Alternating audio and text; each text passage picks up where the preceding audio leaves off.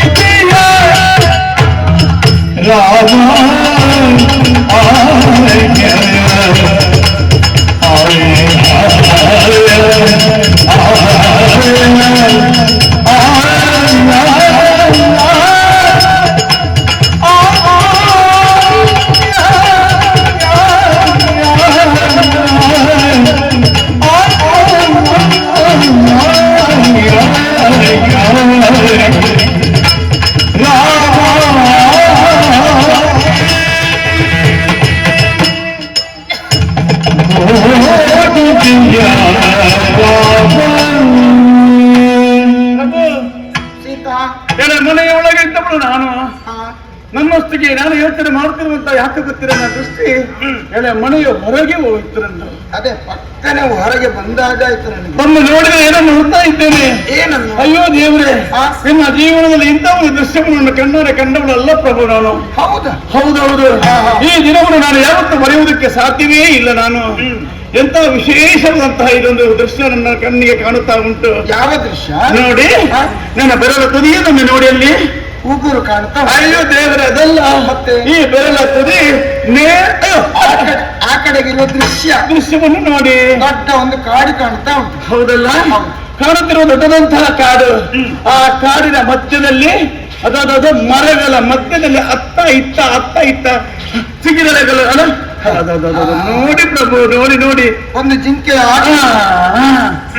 ಆಕೃತಿಯಲ್ಲ, ಜಿಂಕೆ ಆಕೃತಿಯಾಗಿ ಕಾಣುತ್ತಿರುವುದು ಸಹಜ. ಜೀವಂತವಾದಂತಹ ಜಿಂಕೆ. ಯಾಕೆ ಗೊತ್ತೇ? ನನ್ನ ದೃಷ್ಟಿ ಈ ಕಡೆಗಿದ್ರೆ ಒಂದು ಕ್ಷಣ ಹೋಗ್ತಾ ಉಂಟು ಪ್ರಭು. ಅಷ್ಟು ಮಾತ್ರವಲ್ಲ, ಮತ್ತೆ ನನಗೆ ಅದರ ಆಕರ್ಷಣೆ ಯಾಕೆ ಆಯ್ತು ಗೊತ್ತೇ? ಯಾಕೆ? ಅದು ಅತ್ತ ಇತ್ತ ಹೋಗುತ್ತಿರುವಾಗ ಏನು ಭಯ, ಏನು ವಿನಯ. ಅಯ್ಯೋ ಲಜ್ಜೆಯಲ್ಲಿ ಹೆಜ್ಜೆಯ ಮೇಲೆ ಹೆಜ್ಜೆ ನೀಡುತ್ತಾ ಒಂದೊಂದು ಹೆಜ್ಜೆ ನೀಡುವಾಗ ಅಯ್ಯೋ ಎಷ್ಟು ಸುಂದರವಾಗಿ ಕಾಣುತ್ತಾ ಉಂಟು ಪ್ರಭು. ನಿನಗೆ ಆ ಹೆಜ್ಜೆ ಕಾಣುವಾಗ ಏನ್ ಅನ್ನಿಸ್ತದೆ ಪ್ರಭು?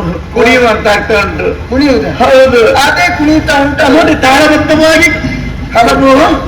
ಅದೇ ತಾಳ ಕಲಿಸಿದವರು ಯಾರು ಪ್ರಭು?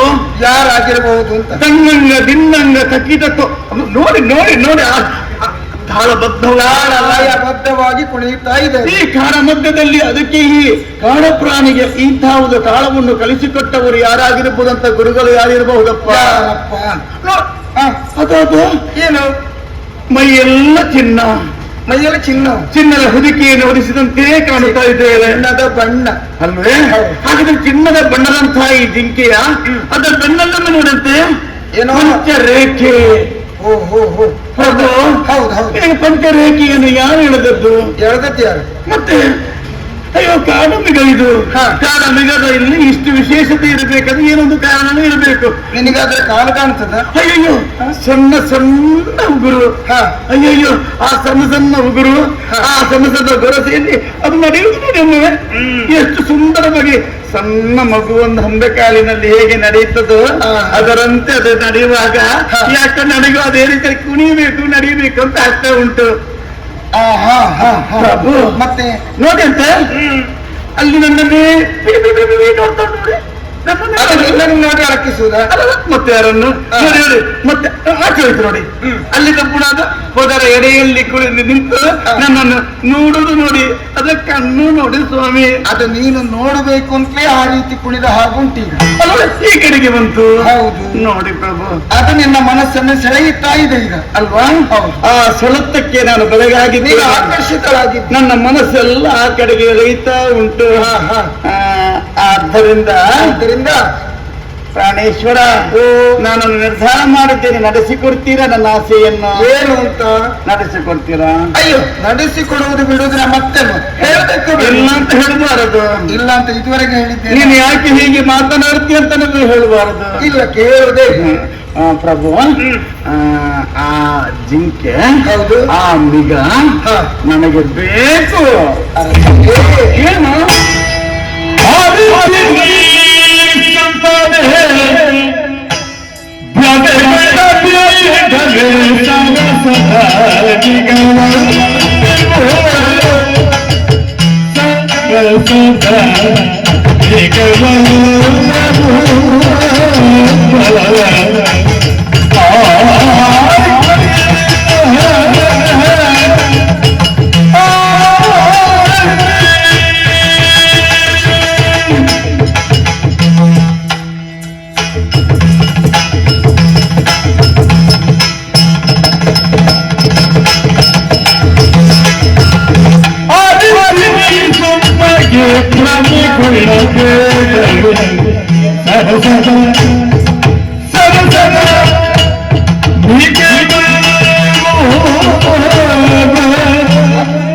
ನಿನ್ನ ಮರಳು ಮಗನ ತಂದ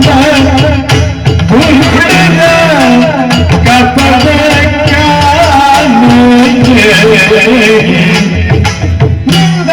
ಮರಳು ಮಗನು ತಂದ ದುರುಳರ ಕಪದ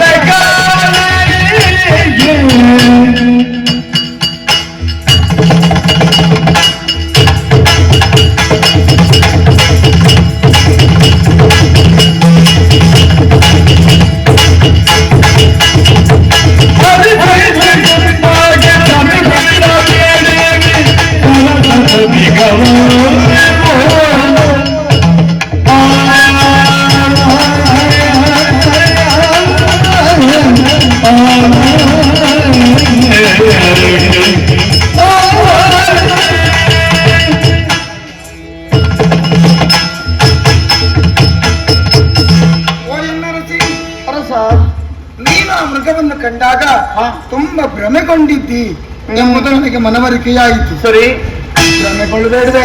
ಯಾಕೆ? ಆ ಚಿನ್ನದ ಜಿಂಕೆ ಅದು ಅತ್ತಿಂದಿತ್ತ ಕುಣಿದಾಡುತ್ತಿರುವುದನ್ನು ಕಂಡಾಗ ಆಕರ್ಷಿತರಾಗಿ ನೀನು ತನಗದು ಬೇಕು ಎಂಬ ಹಂಬಲಕ್ಕೊಳಗಾಗಿರ್ವಿ. ಆದ್ರದ್ದು ಸರಿಯಲ್ಲ. ಯಾಕೆ? ಯಾಕಂದ್ರೆ ಅದು ಎಲ್ಲಾ ಜಿಂಕೆಗಳ ಹಾಗೆ ಇಲ್ಲ ನೋಡು. ಏನು ವಿಶೇಷತೆ? ಆ ಜಿಂಕೆಯಲ್ಲಿ ತುಂಬಾ ಬದಲಾವಣೆಗಳು ಕಾಣ್ತಾ ಇವೆ. ನಾವು ಇದುವರೆಗೆ ಈ ಕಾಡಿನಲ್ಲಿ ಎಷ್ಟು ಜಿಂಕೆಗಳನ್ನು ಕಂಡದ್ದಿಲ್ಲ, ಅದೆಷ್ಟು ಕಂಡವರಿದ್ದೇವೆ. ಆದರೆ ಆ ಜಿಂಕೆಗೂ ಈ ಜಿಂಕೆಯನ್ನು ಹೋಲಿಸಿ ನೋಡಿದಾಗ ಅದು ವ್ಯತ್ಯಾಸವಾಗಿ ಕಾಣುತ್ತಾ ಉಂಟು. ಹಾಕಿದ್ರೆ ಪಂಚವರ್ಣದ ರೇಖೆ ಉಳ್ಳ ಕಾಲ ಬೆರಳುಗಳುಳ್ಳಂತ ಜಿಂಕೆಯನ್ನು ಕಂಡಾಗ ಅಲ್ಲೇ ನಮಗೆ ಗೊತ್ತಾಗುವುದಿಲ್ವ ಏನು ಅದು ಕಪಟ ಎಂಬುದು. ಯಾಕಂದ್ರೆ ಈ ಜಿಂಕೆಗೆ ಇರುವುದು ಯಾವುದು? ಗೊರಸು. ಅಲ್ಲಿರುವುದು ಏನು? ಬೆರಳು. ಹಾಗಿದ್ರೆ ಆ ಬೆರಳಿಗೂ ಗೊರಸಿಗೂ ವ್ಯತ್ಯಾಸ ಕಾಣುತ್ತದೆ. ಇನ್ನು ಜಿಂಕೆಯ ಮೈಯ ವರ್ಣ ಚಿನ್ನದ ವರ್ಣ. ಚಿನ್ನದ ವರ್ಣದ ಜಿಂಕೆಯನ್ನು ಇದುವರೆಗೆ ನೀನು ಕಂಡಿದ್ದೀಯಾ? ಇಲ್ಲ, ಕಾಣಲಿಲ್ಲ ಅಂತ ಆದ್ರೆ ಅದಕ್ಕೂ ಇದಕ್ಕೂ ವ್ಯತ್ಯಾಸ ಉಂಟು ಅಂತ ಆಯ್ತು.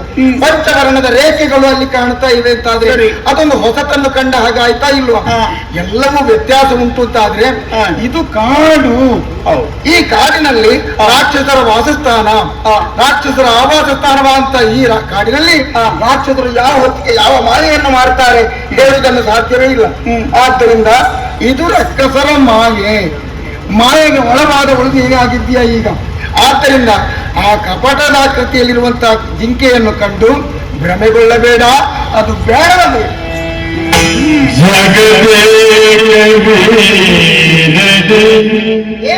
ನೀವು ಕೈಯ ಮುಗಿದು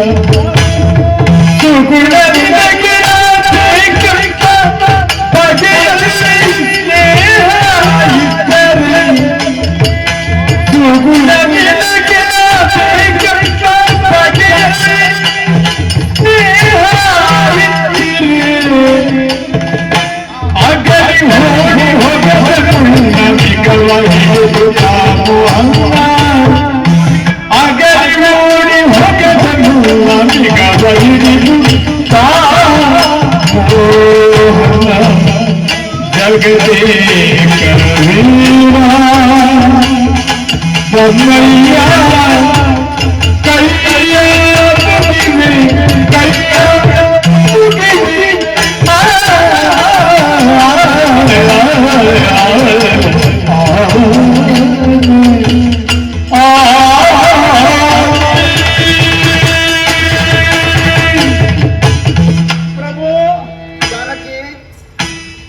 ರಾಕ್ಷಸರ ನೆಲೆಬೀಡ ಅಂತ ಈ ಕಾಡಿನಲ್ಲಿ ಯಾವುದು ರಾಕ್ಷಸರ ಮಾಯ ನಿನ್ನ ವಂಚಿಸ್ತಾ ಇದೆ ಅಂತ ಹೇಳುತ್ತಾ ಇದ್ದೀರಿ. ನಿಜ.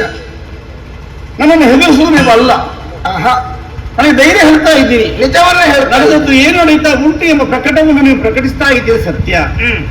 ಹಾಗಂತ ಪ್ರಭು ನೀವೇ ಹೇಳಿದ ಮಾತಿದ್ದಿ ಹೀಗೆ. ನೀನು ಅದರ ಭ್ರಮಗೊಳ್ತಾ ಇದ್ದಿ.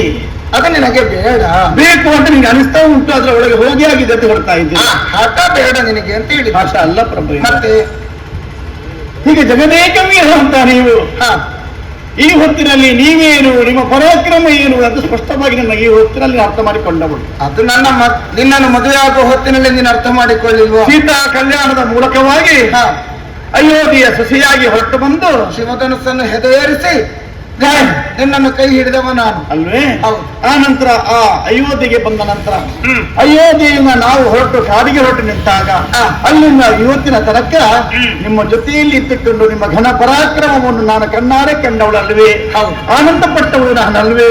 ಅದಕ್ಕಾಗಿ ನೀನು ನನ್ನನ್ನು ಜಗದೇಕ ವೀರ ಒಳ್ಳೆ ಜಗದೇಕ ವೀರ ಅಂತ ನಿಮ್ಮಲ್ಲಿ ಅಪ್ಪಿಕೊಳ್ತೇನೆ. ಅದು ಒಂದಲ್ಲ, ಎರಡಲ್ಲ, ಮತ್ತೆ ಸಾವಿರ ಸಲ ನಿಮಗೆ ನಮಸ್ಕರಿಸ್ತಾ ಇದ್ದೇನೆ. ನನಗೆ ಇಷ್ಟು ಕೈ ಮುಗಿಬೇಕಾ? ನೀನು ಒಂದು ಸಲ ಕೈ ಮುಗಿದ್ರೆ ಸಾಕಾಗುದಿಲ್ವ? ಗಂಡನ ಎದುರಲ್ಲಿ ಹೆಂಡತಿ ಆದವಳ ಕರ ಮುಗಿದುಕೊಂಡು ಕೇವಲ ನಿಲ್ಲಬಾರದು. ಯಾಕೆ? ಗಂಡ ಏನದು ಆಶೀರ್ವಾದ ಮಾಡೋದು? ಆಶೀರ್ವಾದ ಮಾಡ್ಲಿಕ್ಕೆ ಇಲ್ಲ ಹಾಗಂತ ಇದು ನನ್ನ ಭಿನ್ನಪ ನನ್ನದು, ನನ್ನ ಮನವರಿಕೆ ನನ್ನದು, ಯಾವುದು ನನ್ನ ಆಸೆ ನಡೆಸಿಕೊಡುವುದಕ್ಕೋಸ್ಕರವಾಗಿ ಕಳಕಳಿಯ ಪ್ರಾರ್ಥನೆಯ ನಮಸ್ಕಾರ ಇದು ನನ್ನದು. ಅಲ್ಲ, ಯಾಕೆ ನಮಸ್ಕಾರ ಮಾಡಬೇಕು? ಕಾರಣ ಉಂಟು ಸ್ವಾಮಿ. ರಾಕ್ಷಸರಾಗಲಿ ಏನೇ ಆಗಲಿ ನಿಮ್ಮ ಬಗ್ಗೆ ನನಗೆ ಖಂಡಿತವಾಗಿ ನಂಬಿಕೆ ಇದೆ.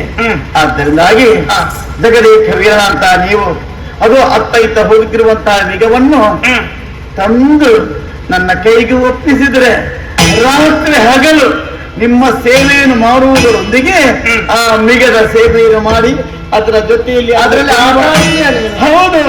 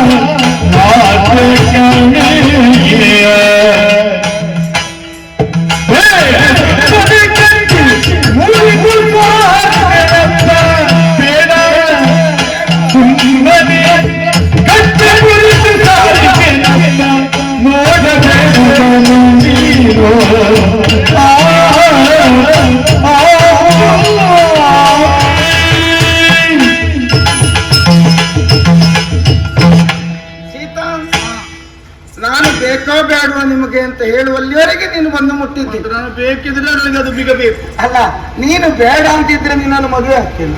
ಮತ್ತೆ ಯಾಕೆ ಹಠ ನಿಮಗೂ? ಹಠ ನಿನಗಿರುವಂತದ್ದು ಈಗ ನೋಡು, ಅದು ರಾಕ್ಷಸರ ಮಾಯೆ ಎಂಬುದನ್ನು ನಿನಗೆ ಮನವರಿಕೆ ಮಾಡಿಕೊಟ್ಟರೂ ಕೂಡ ನಿನಗೆ ಅದು ಒಪ್ಪಿಗೆ ಆಗುತ್ತಾ ಇಲ್ಲ. ನಾನು ಒಂದೇ ಹೇಳ್ತೇನೆ, ಈಗ ಆ ಜಿಂಕೆಯನ್ನು ಕಂಡಾಗ ಕಾಲು ಬೆರಳು ಇದೆ ಅದಕ್ಕೆ ಎಂಬುದನ್ನು ನಿಜವನ್ನು ನಿನಗೆ ತಿಳಿಯಪಡಿಸಿದ್ರು ಕೂಡ ರಾಕ್ಷಸರ ಮಾಯೆ ಅಂತ ನೀನು ಒಪ್ಪಿಕೊಳ್ಳುವುದಕ್ಕೆ ಸಿದ್ಧನಿಲ್ಲ. ಅದು ಒಂದೇ ಹೇಳ್ತೇನೆ, ಕಪಟ ಮಾಡುವಂತಹ ಆ ರಾಕ್ಷಸರು ಯಾವ ರೀತಿಯೆಲ್ಲ ಕಪಟಿಗಳಾಗಿ ವರ್ತನೆಯನ್ನು ಮಾಡುತ್ತಾರೆ ಎಂಬುದನ್ನು ಕಣ್ಣಾರೆ ಕಂಡವ ನಾನಿದ್ದೇನೆ. ಯಾಕಂದ್ರೆ ಒಮ್ಮೆ ಯಜ್ಞ ಸಂರಕ್ಷಣೆಗೆ ಹೋದಂತಹ ಹೊತ್ತಿನಲ್ಲಿ ಅಲ್ಲಿ ಮಾರೀಚನೆಂಬವನು ಬ್ರಾಹ್ಮಣ ವೇಷಧಾರಿಯಾಗಿ ಬಂದು ಕಾಪಾಡುವಂತ ನನ್ನಲ್ಲಿ ಕೇಳಿಕೊಂಡು ನಾನು ಅವನಿಗೆ ಬಾಣ ಪ್ರಯೋಗ ಮಾಡುವುದರ ಮುಖಾಂತರವಾಗಿ ಸಮುದ್ರದ ಆಚೆಗೆ ಎಸೆದು ಬಿಟ್ಟಿದ್ದೇನೆ. ಅದು ಯಾಕೆ? ಆವಾಗ ಬ್ರಾಹ್ಮಣ ಅಂತ ನಾನು ನೋಡ್ಲಿಲ್ಲ. ಅದಕ್ಕಾಗಿ ನಾನು ಹೇಳ್ತಾ ಇರುವುದು, ರಾಕ್ಷಸರು ಯಾವ ಹೊತ್ತಿಗೆ ಯಾವ ಮಾಯೆಯನ್ನಾದ್ರೂ ತೋರಿಸುತ್ತಾರೆ, ನಾಟ್ಯ ಮಾಡುತ್ತಾರೆ. ನಾಟ್ಯ ಮಾಡುವುದು ಯಾಕೆ? ನಿನ್ನನ್ನು ಆಕರ್ಷಿಸುವುದಕ್ಕಾಗಿ. ನಾನು ಒಂದು ಹೇಳ, ನಿನಗೆ ಅದು ನೋಡಿದ್ರೆ ಬೇಕು ಅಂತಾಗುವುದು. ನೀನು ಕಣ್ಣು ಮುಚ್ಚಿಕೊ. ಯಾರು? ನೀನು. ನಾನು ಕಣ್ಣು ಮುಚ್ಚಿ ಕೂತೆ ಅಂತಾದ್ರೆ ನಿನಗೆ ಗೋಚರ ಆಗುವುದಕ್ಕೆ ಸಾಧ್ಯವಿಲ್ಲ. ಆದ್ದರಿಂದ ಮುಂದೆ ಎಲ್ಲಿಯಾದ್ರೂ ನೀನು ಬೇಕು ಅಂತ ಹಠ ಹಿಡಿದು ನಾನು ತಂದೆ ಅಂತಾದ್ರೆ ನೀನು ಕಷ್ಟಕ್ಕೊಳಗಾಗುವೆ. ಆದ್ದರಿಂದ ಬೇಡ. ನನಗೆ ಕಷ್ಟವೇ. ಅಯ್ಯೋ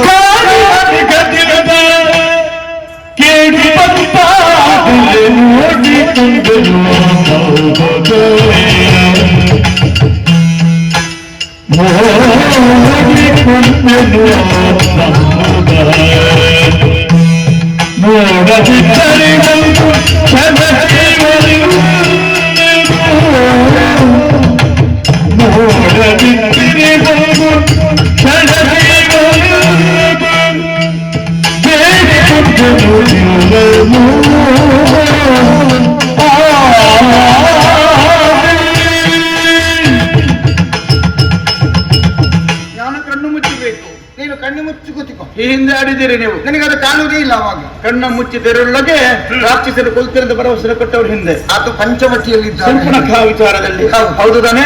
ಅದನ್ನು ಮಾಡಿಸಿದ ಅದು ರಾಕ್ಷಸಿ ಸರಿ. ಅದಿದು ರಾಕ್ಷಸ ಅಲ್ಲ ತಾನೆ? ಇದು ರಾಕ್ಷಸ. ರಾಕ್ಷಸ ಸಾಧು ಪ್ರಾಣಿ ಇದು. ಈ ಪ್ರಾಣಿ ಸಾಧು ಪ್ರಾಣಿ. ಪ್ರಾಣಿ ಅಂತ ಹೇಳಿದ್ರೆ ನಾನು ಒಪ್ಪಿಕೊಳ್ತೇನೆ. ಅದು ಕಾಡಿನಲ್ಲಿ ಇರುವಂತಹ ದುಷ್ಟ ಪ್ರಾಣಿಗಳಿಂತಲೂ ಅತಿ ಸಾಧು ಓದುದು ಯಾವುದು ಅಂತ ಹೇಳಿದ್ರೆ ಈ ಮೃಗ, ಈ ಜಾತಿ. ಅದು ಅವರು ರಾಕ್ಷಸರು, ದುಷ್ಟರು, ದುರಹಂಕಾರಿಗಳು, ದುರ್ಬುದ್ಧಿಗಳು, ದುರಾಚಾರಿಗಳು. ಅಂತವರು ಇಂಥ ಸಾಧು ವೇಷವನ್ನು ಮಾಡಿ ನಮ್ಮನ್ನು ಮೋಸಗೊಳಿಸುವುದಕ್ಕಾಗಿ ಮಾಡಿದ ವೇಷ ಅದು. ಆದ್ದರಿಂದ ವೇಷಕ್ಕಾಗಿ ಮೋಸ ಹೋಗಬೇಡ ಪ್ರಭು. ಈಗ ನೀವು ಹೇಳಿದ್ರೆ ರಾಕ್ಷಸರ ಮಾಯ. ಹೌದು. ಇದರಿಂದಾಗಿ ಮುಂದಕ್ಕೆ ಕಡುಪು ನಿಮಗೆ ಆದ್ರೆ ಏನು ಮಾಡೋಣ ಅಂತ ನೀವು ಪ್ರಶ್ನೆ ಮಾಡುವುದು ಪ್ರಭು. ಏನು ಸ್ವಾಮಿ ಅಂಗೈಯಲ್ಲಿ ಬೆಣ್ಣಿನಿಟ್ಟುಕೊಂಡು ಉರಿರೀತು ಹುಡುಕುವಂತ ಆಯ್ತು ನಿಮ್ಮ ಮಾತು. ಹೇಗೆ? ಕಾರಣವಿದೆ. ನಿಮ್ಮ ಬಗ್ಗೆ ನೀವೇ ತಿಳಿಯದೆ ಹೋದಿರ ನೀವು. ನಾನೇ ನಿಮ್ಮ ಸತಿಯಲ್ವೇ? ಹೌದು. ಸತಿಗೋಸ್ಕರವಾಗಿ ಇಂಥ ಒಂದು ಬಯಕೆಯನ್ನು ನಡೆಸಿಕೊಟ್ಟಂತ ಗಂಡನಾಗಿ ಪತಿಯಾಗಿ ನೀವಿರುವಾಗ ನನಗೆ ಯಾಕೆ ಸ್ವಾಮಿ ಹೆದರಿಕೆ? ಒಂದು ವೇಳೆ ನೀವು ಹಿಡಿದಂತೆ ರಾಕ್ಷಸರ ಮಾಯ ಹೌದಂತಾದ್ರೆ ನೀವು ಹಿಡಿಯುವುದಕ್ಕೆ ಹೋದಾಗ ಅದಕ್ಕೆ ದಂಡಿಸುವುದಕ್ಕೆ ಸಾಧ್ಯವಿಲ್ಲ ನಿಮಗೆ. ನನಗೇನು ನನಗೆ ಹೆದರಿಕೆ ಅಲ್ಲ. ದಂಡಿಸುವುದಂದ್ರೆ ಹೇಗೆ? ಅಯ್ಯೋ ದೇವರೇ, ನಿಮ್ಮ ಎದುರಿಗೆ ನಿಲ್ಲುವುದಕ್ಕೆ ಸಾಧ್ಯವೇ ಇಲ್ಲ. ನಿಮ್ಮ ಪರಾಕ್ರಮ ಏನು, ನಿಮ್ಮ ಭವಿಷ್ಯ ಏನು, ನೀವೇನು ಅಂತ ರಾಕ್ಷಸರಿಗೆ ಖಂಡಿತವಾಗಿ ಇಲ್ಲಿ ಗೊತ್ತಿರಬೇಕು. ರಾಕ್ಷಸರೇ ಹೌದು ಅಂತ ಆದ್ರೆ ನಾನು ದಂಡಿಸುವುದಕ್ಕೆ ಹೊರಗಿದಾಗ ನಾನು ಅದರ ಜೀವ ಸಹಿತವಾಗಿ ಒಳಗೊಡುವುದಿಲ್ಲ. ನಾನು ಆವಾಗಲೇ ಬಾಣ ಪ್ರಯೋಗ ಮಾಡಿ ಕೊಂದು ಮುಗಿಸ್ತೇನೆ ಅಂತ ಇಟ್ಟು ಒಂದೊಮ್ಮೆಗೆ ಕೊಂದೆ ಅಂತಾದ್ರೆ ಮತ್ತೆ ನಿನಗೆ ಆಟ ಆಡ್ಲಿಕ್ಕೆ ಅದು ಉಂಟ ಹೇಳು? ಆಟ ಆಡ್ಲಿಕ್ಕೆ ಅದು ಇಲ್ಲ. ಮತ್ತೆ ಆ ಸತ್ತ ಮೃಗ ನಿನಗೆ ಯಾಕೆ ಬೇಕೇ? ಅದು ಅದರಿಂದ ಉಪಕಾರ ಉಂಟು ಪ್ರಭು. ಏನು ಉಪಕಾರ? ಪ್ರಭು ಇಲ್ಲಿ ಬನ್ನಿ. ಏನು?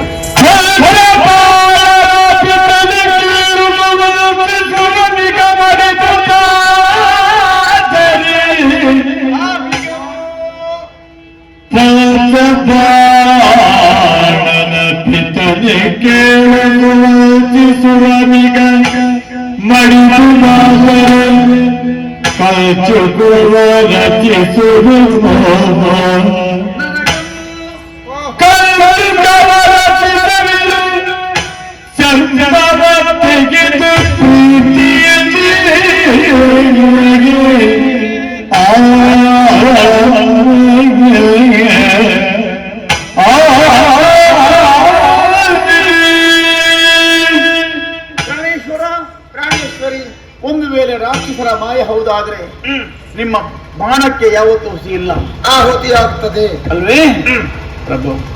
ಜೀವಂತವಾಗಿ ನಿಮ್ಮ ಕೈಗೆ ಸಿಕ್ಕಿದ್ರೆ ಅಂತ ಸಾಧು ಮಿಗವನ್ನು ನನ್ನ ಕೈಗೆ ಕೊಟ್ಟರೆ ಸಂತೋಷವಾಗಿ ಎಲೆ ಮನೆಯೊಳಗೆ ಆಟವಾಡ್ತಾ ಇರ್ತೇನೆ. ಇದು ಸಾಧು ಮೃಗ ಅಲ್ಲ ಅಂತ ನಿಮ್ಮ ಮಾತೆ ಸತ್ಯವಾದವ್ರೆ ನಿಮ್ಮ ಬಾಣದ ಮೂಲಕ ಸತ್ತಂತಾದ್ರೆ ಅದರದ್ದು ಉಪಕಾರ ಉಂಟು. ಯಾವುದು ಉಪಕಾರ? ಬಂಗಾರದ ಬಣ್ಣದ ಇರುವಂತಹ ಅದರ ಚರ್ಮವನ್ನು ಸುಳಿದು ಅದು ಹೊಸತಾದಂತಹ ಒಂದು ಕಂಚುಕವನ್ನು ಧರಿಸಿ ಕುಪ್ಪಸವಾಗಿ ಧರಿಸಿ ಆ ಆನಂದವನ್ನು ನಾನು ಅನುಭವಿಸ್ತೇನೆ ಸ್ವಾಮಿ, ಆನಂದಿಸ್ತೇನೆ. ಆದ್ದರಿಂದಾಗಿ ಈ ಆಸೆಯನ್ನು ಎಂದೆಂದಿಗೆ ಮುಂದಕ್ಕೆ ಕೇಳಲಾರದು ಎಂದು ಕೇಳಿದವಳು ಜಾನಕಿ ಅಲ್ಲ ಪ್ರಭು, ಕೈ ಮುಗಿದು ಕೇಳುತ್ತಾ ಇದ್ದೇನೆ. ಈ ಜಾನಕಿಯ ಒಂದು ಆಸೆಯನ್ನು ಪತಿಯಾಗಿ ತಾವು ನಡೆಸಿಕೊಡಬೇಕು ಅಂತ ತಮ್ಮಲ್ಲಿ ಕಳಕಳಿಯ ಪ್ರಾರ್ಥನೆ ಪ್ರಭು. ಸೀತಾ ಪ್ರಭು, ನಿನ್ನ ಈ ಒಂದು ಹಠ ನೀನು ಬಿಡುವುದೇ ಇಲ್ಲ. ಅಂದು ನಾನು ಅರಮನೆಯಿಂದ ಹೊರಡುವಾಗಲೇ ಹಠದಿಂದ ಹೊರಟು ಬಂದವಳು. ನೀವೆಲ್ಲಿದ್ದೀರೋ ಅಲ್ಲಿ ನಾನಿರ್ತೇನೆ ಎಂಬುದಾಗಿ ಹೊರಟು ನನ್ನೊಂದಿಗೆ ಬಂದೆ. ಅಂದು ಚಿತ್ರಕೂಟದಲ್ಲಿ ಇರುವಾಗಲೂ ಹಾಗೆ ನೀನು ನೀರಾಟ ಆಡಬೇಕು ಅಂತ ಹಠ ಹಿಡಿದೆ. ನೀರಾಟಕ್ಕೆ ಇಳಿದ ಹೊತ್ತಿನಲ್ಲಿ ಆ ಕಾಕಾಸುರನೆಂಬವನು ಬಂದ. ಜಯಂತನು ಕಾಕಾಸುರನ ರೂಪದಲ್ಲಿ ಬಂದು ನಿನ್ನನ್ನು ಕಣಕಿದ ದಿಸೆಯಿಂದಲಾಗಿ ಏನಾಯಿತು? ಅಲ್ಲಿಯೂ ಆದದ್ದು ನಿನ್ನ ಹಠಕ್ಕೆ ಪರಿಣಾಮ ಏನಾಗಿದೆ? ತೊಂದರೆಯನ್ನು ನೀನು ಅನುಭವಿಸಬೇಕಾಗಿ ಬಂತು. ಪರಿಹಾರ ಎಲ್ಲಿಂದಾಗಿದೆ? ಅದು ನನ್ನಿಂದ ಆಗಿದೆ ಬಿಡು.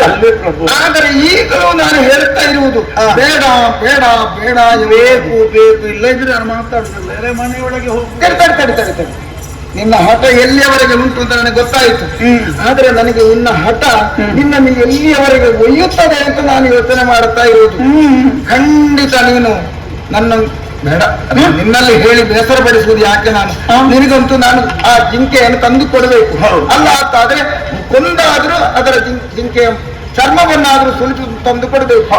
ಇದು ನಿನ್ನ ಆಸೆ ಅಲ್ವಾ? ಆಸೆ. ಆ ಬಗ್ಗೆ ನಾನು ಯೋಚನೆ ಮಾಡ್ತೇನೆ.